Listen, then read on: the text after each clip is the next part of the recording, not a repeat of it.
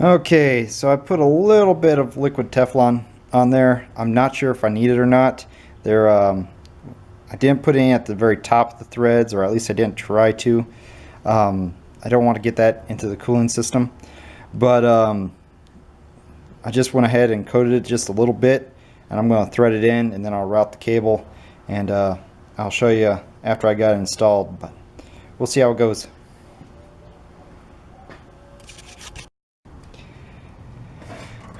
All right, it's in, all shiny and new. I'm not sure if it threaded in as far as the other one, but it is tight. And so on to the next phase is that ground bolt that goes right there. And I went ahead and cleaned it up. Here's the other end. It wasn't dirty at all. It gets a lot of oil from whenever I change out the oil filter, and so it gets dropped in there, and so I just wanted to make sure that the ground was good. I've been having some electrical gremlins, and so I was going to go ahead and check this one while I was at it. So this is good. The bolt was good. It's cleaned off pretty well. I'm going to go ahead and put it in, and then I'll attach the cord. For the element heater,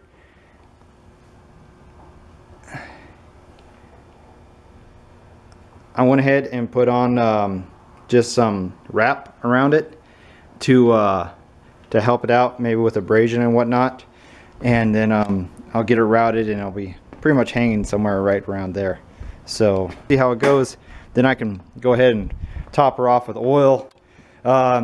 These guys take about 2.5 gallons. There ain't really much left in this one. I'll probably use it to fill up the oil filter before I install that.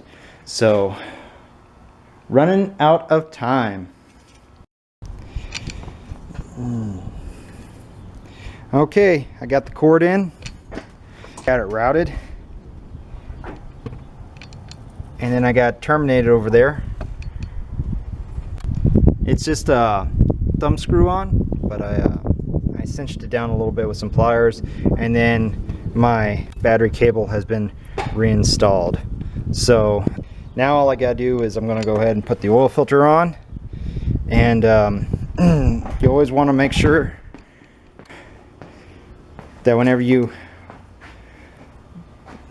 have the oil filter, you want to pre-fill it, and then you want to make sure to get some oil on the O-ring.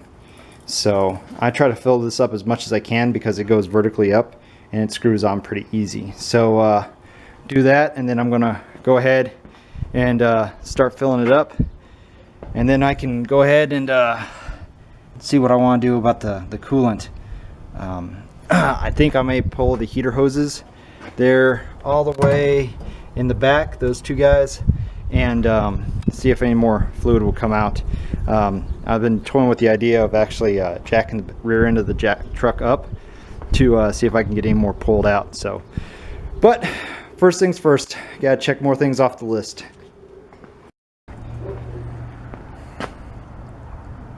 Well, I managed to make a mess.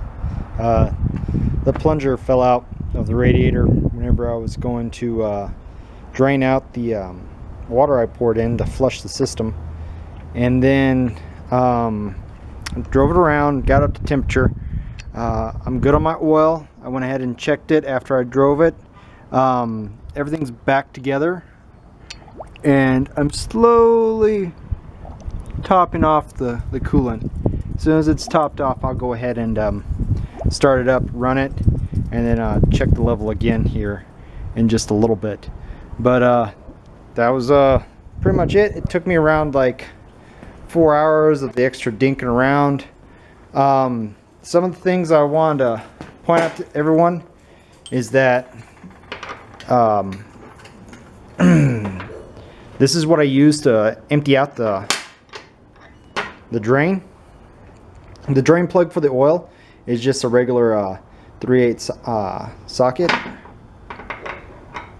and I just put it on my 1/2-inch breaker bar. And then as far as the the grounding lug for the motor, that's an 18 millimeter. So I was able to get that off and get it cleaned. As far as my list, it is, oh, I forgot to mark off the filter. Hold on.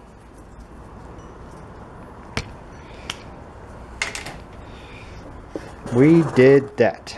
So let's see, drain oil, remove filter, drain coolant, change heater. Let's see, check battery ground, install filter. We flushed the coolant, and then we're putting in the new coolant right now. So, and then I still have to go and pick up baby. So that is it.